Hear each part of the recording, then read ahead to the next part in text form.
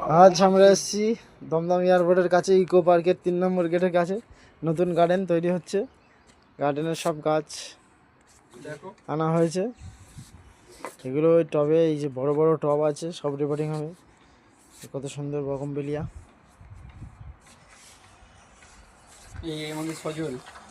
High, এই যে all time আম, ফলের গাছ, সবেদা, অনেক রকম, সব রকমই আছে।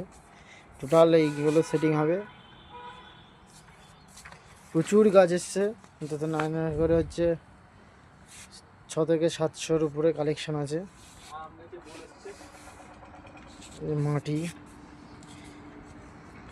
যদি কারোর এরকম ধরনের গার্ডেন পছন্দ হয় বা করার ইচ্ছা হয় যোগাযোগ করবেন। এই যে আমাদের গার্ডেন রেডি হয়েছে, আরও হবে। এটা ঘাস বসানো আছে।